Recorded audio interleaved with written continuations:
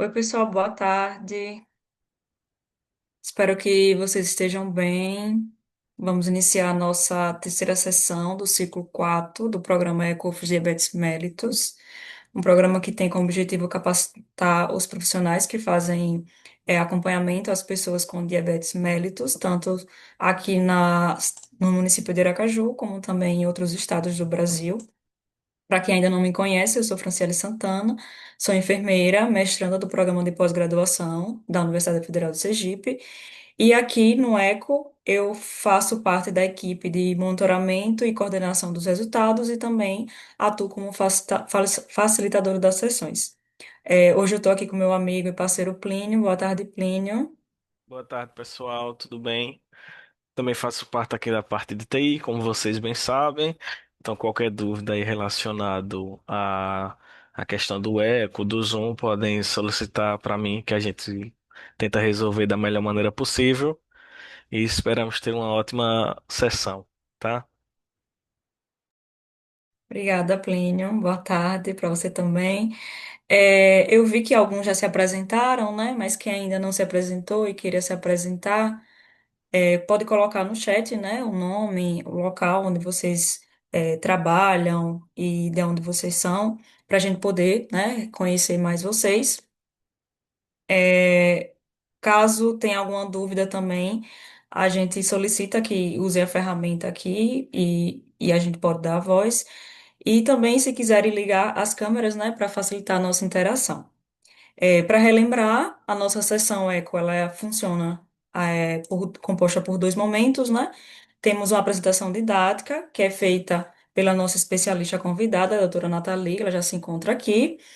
E em seguida faremos a discussão de um caso clínico real que foi enviado por um profissional de saúde da atenção primária. Aviso que esse momento ele está sendo gravado, né? O momento da apresentação didática também será gravado e depois iremos disponibilizar no nosso canal do YouTube. Essas sessões que oferecemos são sessões abertas, né? Então, tanto para os profissionais de saúde, como também para os residentes, os graduandos e os pós-graduandos, né? De qualquer área da saúde. Então, caso vocês queiram convidar para participar de alguma sessão, fiquem à vontade, que essa sessão ela é aberta, tá? E ao final dessa sessão, como vocês já sabem também, iremos disponibilizar no chat o formulário de satisfação da nossa sessão. E é através desse formulário que também iremos contabilizar a frequência de vocês para a emissão do certificado no final do curso, certo? Bom, acho que são essas meus lembretes, né, de toda a sessão. Vamos iniciar a nossa apresentação didática. Hoje vamos discutir um pouquinho sobre diabetes no idoso. E essa apresentação ela será conduzida pela doutora Nathalie, que tem residência e doutorado em endocrinologia, é professora do Departamento de Medicina da Universidade Federal de Sergipe, supervisora do Programa de Residência Médica em Endocrinologia do Hospital Universitário, daqui também de Sergipe, e vice-presidente regional Sergipe da Sociedade Brasileira de Endocrinologia. Não é isso, doutora? Bom, agora pode ficar à vontade. Plínio irá passar a sua apresentação e eu desejo a todos uma ótima sessão. Isso. Boa tarde, pessoal. Obrigada, Franciele, pelo convite e pela apresentação. E obrigada, Plínio, aí, por me ajudar com os slides para apresentar. Vocês estão me ouvindo bem, né? Pronto. Bom, gente, então, começando, né, esse tema, como a Franciele já falou, do diabetes no idoso, o que eu vou abordar aqui é principalmente as diferenças que a gente tem no olhar do idoso, do paciente com diabetes. A gente sabe que o diabetes vai ser muito mais frequente, né, o diabetes tipo 2 no paciente a partir de 50, 60 anos em especial. Então, quem trata diabetes tem que estar pensando, né, nesse contexto do idoso. Pode passar. Que a gente tem de mais especial nessa população, né? É um grupo heterogêneo de pacientes, a gente sabe, tem idosos que vão ter uma boa capacidade funcional, tem idosos que vão ser acamados, idosos que têm restrição de mobilidade. Então, falar de idoso é falar de funcionalidade, né? Você pode ter um idoso totalmente independente e um idoso com perda funcional. Então, se esse idoso for independente, o tratamento dele é muito parecido com o dos adultos. Não vai mudar muita coisa. Então, toda vez que a gente olhar um idoso, além de ver a idade cronológica, é importante a gente ver como que está a funcionalidade dele, tá? perguntar se ele está independente para fazer as atividades básicas, se ele toma banho sozinho, né, se ele come sozinho, se ele precisa de ajuda para as atividades básicas, se tem queixa de memória, você precisa entender melhor esse contexto, tá? Outra coisa que é natural do envelhecimento é que com o tempo a gente vai ter proporcionalmente mais gordura do que músculo no corpo, né? Especialmente se a pessoa não tiver nenhuma atividade física de força. E esse excesso de gordura vai se depositar no fígado, nos músculos, né? Vai ter um músculo de pior qualidade e mais gordura no corpo. Então, isso tem a ver com risco de queda e com outras complicações. E a gente sabe que com o envelhecimento, outras comorbidades vão surgir, né? 40% dos pacientes com diabetes, gente, tem quatro ou mais comorbidades.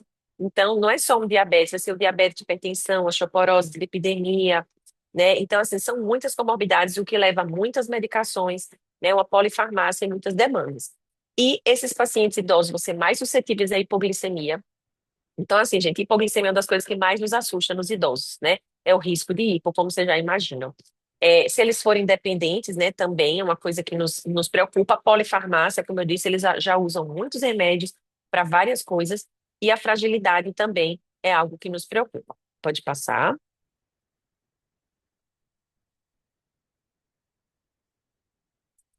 Em relação à hipoglicemia, como eu estava falando, assim, sempre que vocês forem tratar um idoso com diabetes, o risco de hipo tem que estar ali na mente. Por quê? O paciente, se ele for um idoso frágil, ele já não tem uma resposta natural do corpo contra a hipoglicemia. Ele não vai ter aqueles sintomas, né, comuns que vão proteger o paciente da hipoglicemia. Então, esse paciente tem um maior risco de queda. O paciente com hipoglicemia cai mais, e quem cai mais tem mais hipoglicemia também. Assim como o paciente com demência, né? O paciente com demência ele é mais suscetível a hipoglicemias. Esse paciente com hipo, às vezes a gente não liga, mas tem a relação também com um evento cardiovascular, tem maior risco de infarto, de AVC. E a gente tem o outro lado da moeda. A gente também não pode ficar com medo de hipoglicemia e esse medo fazer a gente ficar paralisado com o que a gente chama de inércia terapêutica. A gente não pode deixar de tratar, deixar de otimizar o tratamento também por medo da hipoglicemia, tá? A hipoglicemia, a gente tem aí nesse quadrinho alguns dos fatores de risco, que eu já falei alguns, né, como diabetes de mais longa duração, né, o paciente que usa insulina e sulfonilureia, que são duas medicações que vocês têm na UBS, né? Tanto insulina como glibenclamida, gliclazida, eles dão mais hipoglicemia. Todos esses são fatores de risco. Mas uma arma que a gente tem contra a hipoglicemia é o conhecimento, é a informação. E eu gosto de dar por escrito, inclusive, essas informações de como corrigir a hipoglicemia. Eu acho que eu não incluí nesses slides, mas eu posso mandar para a Franciele para ela passar para vocês. Eu gosto de dar por escrito para o paciente, para ele saber como corrigir, saber quais são os sintomas. É uma forma, da gente minorar aí essa complicação. Pode passar, por favor.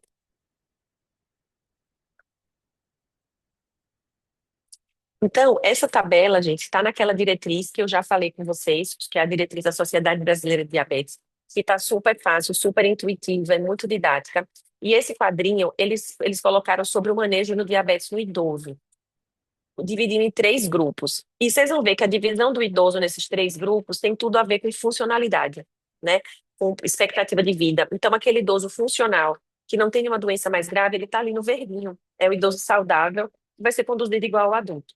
O vermelho já é o idoso muito comprometido, em que ele já tem uma doença de base avançada, como um câncer ou uma insuficiência cardíaca grave, uma doença renal mais grave, que ele tem uma limitação de vida, e a gente vai focar na qualidade de vida. A gente vai focar em evitar os extremos, evitar a hipoglicemia, evitar a hiperglicemia, para trazer conforto para esse paciente. A gente não vai focar tanto em glicado, tá? E no amarelo tem aquele idoso frágil ou comprometido, que é aquele idoso que tem uma limitação, mas ele não está no extremo de muito comprometido, mas ele também não é saudável, ele está ali no meio do caminho. Esse é o idoso que a gente tem que ter mais cuidado, porque ele tem mais risco de hipoglicemia, ele pode ter sarcopenia, ele pode cair mais. Nesses pacientes, a meta de glicada é menor do que 80, ou desculpa, menor do que 8, tá? E o jejum entre 90 e 150, e o 2 horas após a refeição menor que 180. E o nosso foco para esse paciente vai ser melhorar a glicemia, mas acima de tudo evitar a hipoglicemia. E a gente também não vai querer que ele desnutra, que ele perca muito peso. Tem que ter esse cuidado também. Pode passar, por favor, Pedro. Então, gente, resumindo essa parte, o tratamento do idoso com DM2, você vai avaliar a capacidade funcional sempre dele. Se ele é frágil, O que é frágil, sarcopênico, aquele idoso que cai toda hora, aquele idoso que não consegue levantar sozinho da cadeira. Você vai ver a função cognitiva, se ele é um idoso com demência, se ele tem, né, uma cabeça boa ainda, qual é o risco de hipoglicemia, as comorbidades que ele tem, a expectativa de vida. Porque as suas metas glicêmicas e os medicamentos que você vai escolher têm a ver com isso. Pode passar. E essa outra tabela, também tirei da diretriz da sociedade, que vocês acessam facilmente, e nós vamos falar um pouquinho mais detalhadamente sobre ela. Pode passar. Vocês vão ver que essa tabela, isso era só para aparecer o vermelhinho. Essa tabela, gente, ela foca no idoso comprometido, que é aquele amarelo, ou no muito comprometido, que é o vermelho. Porque o idoso que está saudável, ele vai ser manejado igual aos adultos, tá? Não tem muita diferença.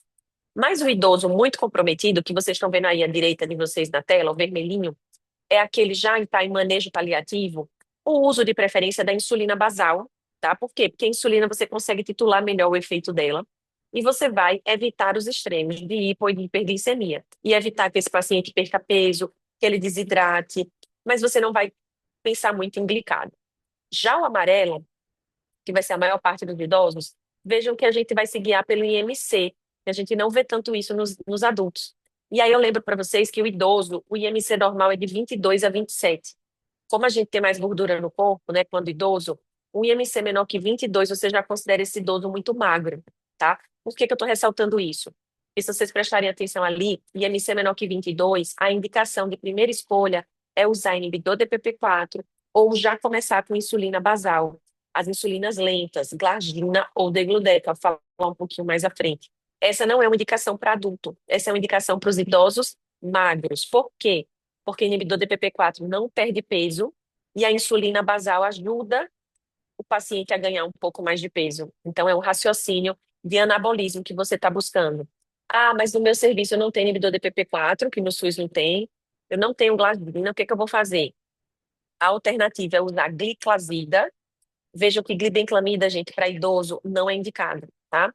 E metformina em dose baixa, no máximo 1 grama por dia, certo? No idoso, com IMC normal, aí é parecido com o que a gente faz para o adulto, tá?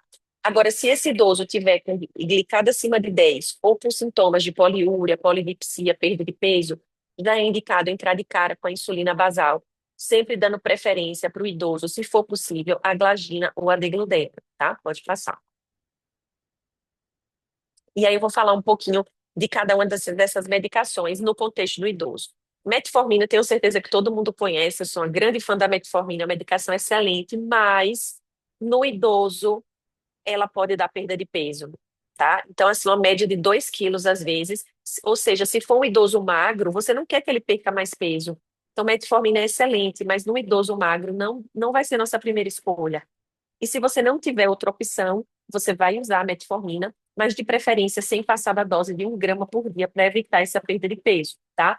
Lembrar de começar com dose baixa e ir aumentando por causa da tolerância gastrointestinal e preferir a forma XR, que é a de liberação prolongada, que também evita esses efeitos colaterais gastrointestinais, tá? E lembrar que pacientes usando metformina há mais de 4 anos, é importante dosar uma B12, tá? E especialmente em idosos, se tiver queixa de memória, sempre é importante dosar uma vitamina B12, que ela baixa pode comprometer também a cognição. Mas o que a gente vê de mais importante com a metformina é o efeito colateral gastrointestinal, náusea, vômito, enfim, diarreia. Se esse sintoma for muito intenso, você troca pelo XR, senão você tem que suspender mesmo. Pode passar. A sulfonilureia, gente, que são a glibenclamida, gliclazida, vocês estão vendo aí no amarelo, a SBD se posiciona para não usar glibenclamida em idoso, tá? Não usar, porque dá muito hipoglicemia. Se vocês tiverem gliclazida, sem dúvida, prefiram a gliclazida, tá? Mas todas têm risco de hipoglicemia, é que a glibenclamida tem mais, tá? Mas no paciente idoso, a gente pode preferir a gliclazida por ela dar menos hipoglicemia. Pode passar.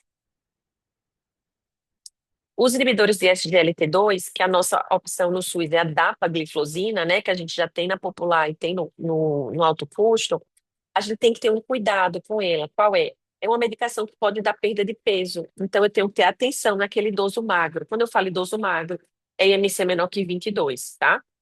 Agora, se o paciente tiver um peso legal, né, ou tiver até um excesso de peso, e tiver insuficiência cardíaca ou doença renal crônica, eu vou dar preferência à dapagliflozina, como a gente já comentou em outras aulas, ela tem o benefício tanto para a parte cardíaca como para a parte renal. Então, se o meu paciente idoso tem problema de ICC ou doença renal crônica, dapagliflozina é uma ótima medicação. Pode passar. E a insulina, né? A insulina, pode passar todos, tá? Todas as frases. Obrigada.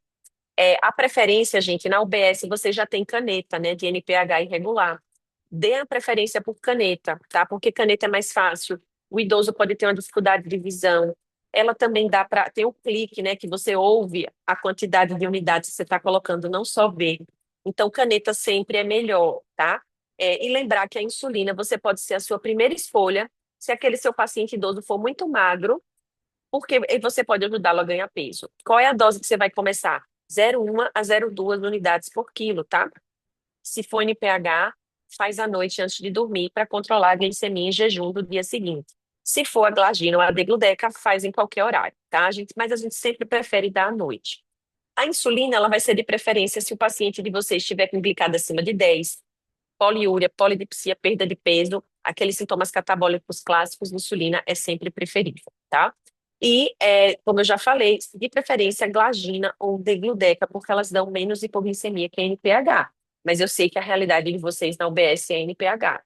E dá para usar com segurança, gente. Só tem que ter cuidado para não exagerar na dose, tá? Porque se colocar em excesso, a NPH ela tem uma tendência maior à hipoglicemia, certo? E sempre que vocês entrarem com insulina regular para cobrir as refeições, que é o esquema basal bolos, a gente sabe que quanto mais insulina a gente usa, mais risco de hipoglicemia a gente tem, né? Então, se for um paciente muito restrito, com muita complicação, talvez seja interessante nem fazer o esquema basal bolos para ele, usar só a insulina basal. Pode passar. Então, a insulina, a gente não precisa ter medo dela com o idoso, a gente só tem que ter alguns cuidados, como eu já falei, tá? A insulina basal pode ser usada sozinha no idoso ou pode ser junto com uma ou com duas drogas orais ou até mais, tá? O uso da insulina junto com o análogo de GLP-1 não é uma realidade no SUS porque é muito caro, tá? Mas poderia ser usado para idosos com peso aumentado. E aquilo que eu falei para vocês aí no quadrinho amarelo, se tiver fazendo hipoglicemia com NPH, é recomendado trocar para glargina ou para degludeca, que a gente tem aqui no CASE, né, no estado, mas a gente precisa aí da avaliação do especialista. Então, se o paciente idoso de vocês está tendo hipoglicemia com uso de NPH, primeiro, vejam se não está com excesso de dose. A dose em geral é 0,1 a 0,2 unidades por quilo. Se estiver usando mais do que 0,5 unidades por quilo ao dia de NPH, provavelmente está com excesso, tá? Então, muitas vezes é excesso de NPH, é só reduzir dose. Se mesmo assim está tendo hipoglicemia, aí cabe mandar para o especialista para troca para insulina glagina ou degludec, tá? E nos pacientes muito frágeis, com muito risco de queda, acamados, talvez seja melhor manter só a insulina basal, não acrescentar a insulina bolus. Mas naqueles pacientes com a melhor condição, às vezes eles precisam da basal e da bolus. Pode passar. E quando eu falo insulina bolus, gente, no contexto do posto, é a insulina regular, tá? E aquilo que eu falei para vocês, sempre que eu falo sobre insulina na atenção básica, eu reforço sobre a questão do excesso de basal. Pode dar mais um clique, Plínio, por favor? Porque um dos erros mais comuns que a gente tem é o excesso de insulina basal. Então, às vezes, não é que a NPH é ruim, é que a dose dela está muito alta, e aí faz muita hipoglicemia, tá? Então, lembrem que o objetivo da insulina basal é manter a glicemia estável, não é fazer a glicemia baixar nem subir. Ou seja, se o paciente foi dormir com 150, que ele acorde mais ou menos nesse patamar. A insulina basal não é para fazer a pessoa ir dormir com 300 e acordar com 150. Como a pessoa não está comendo de madrugada, o ideal é que a glicemia dela fique estável, tá? E quais são os sinais que eu tenho muito basal? Quando o paciente faz hipoglicemia após passar longos períodos em jejum, principalmente de madrugada, ou aquele paciente que vai para consulta à tarde, não almoçou e chega passando mal com hipoglicemia. Não é para brigar com o paciente, você não almoçou, devia ter almoçado. Gente, vamos parar e pensar, será que essa dose de insulina basal não está excessiva? Porque a pessoa atrasou 2 horas o almoço, está morrendo de hipoglicemia, isso não é para acontecer. Isso sinaliza excesso de basal, tá? Se a pessoa, na hora que vai dormir, a glicemia, na hora de deitar para o jejum do dia seguinte, tem uma queda maior do que 50 pontos, ou seja, foi dormir com 200, acordou com 100, sugere que tem excesso de basal na madrugada, tá? Se a glicemia da pessoa está subindo muito depois que ela come, é sinal que ela pode estar precisando de insulina regular, que é a bolus, né? Ou melhorar a alimentação e não aumentar a NPH por isso. Então, nessa figurinha aí que vocês estão vendo, a linhazinha de baixo é onde a basal deveria estar, baixinha, para permitir só a manutenção da glicemia estável. O verde é o que o excesso. Quando você tem muita insulina basal, qualquer dose de regular que der para bolos na refeição pode fazer cair demais. Além disso, se a pessoa ficar em jejum, também vai cair demais. Pode passar ao próximo.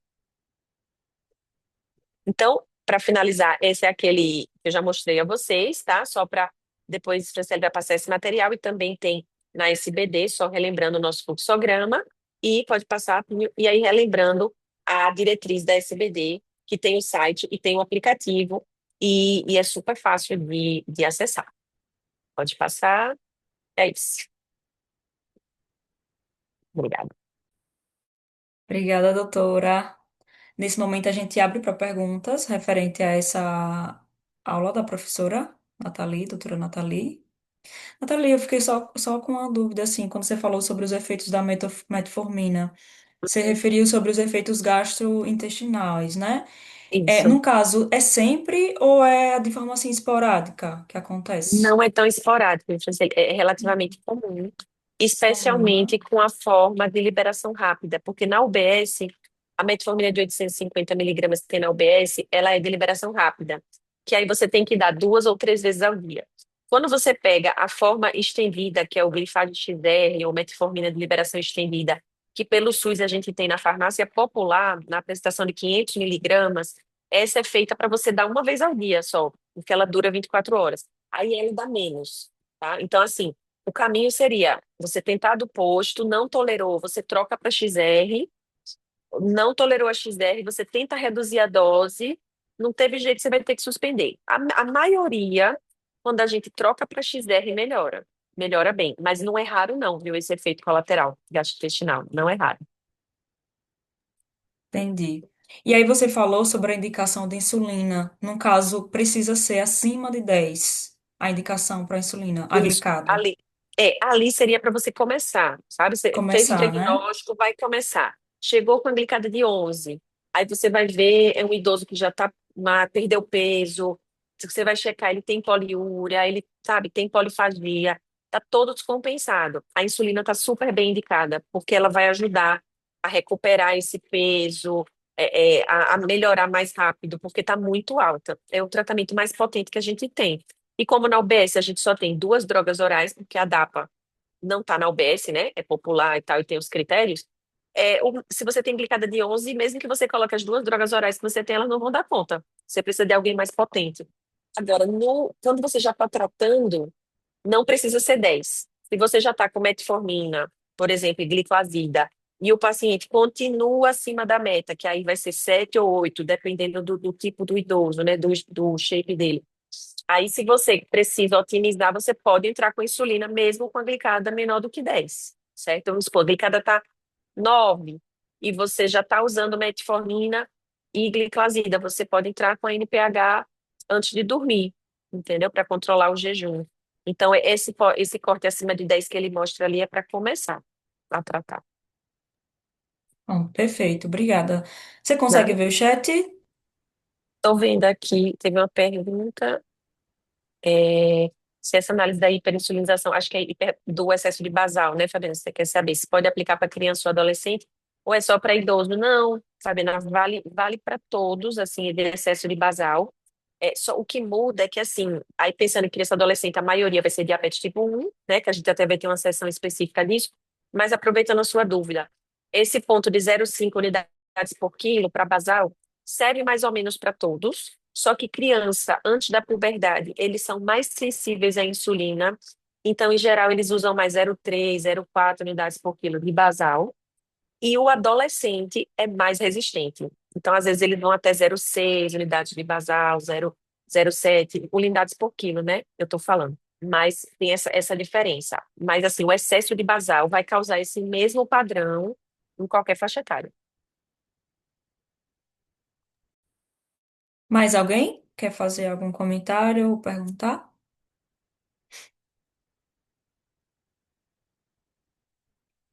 Acho que a gente pode ir para a discussão do caso, né?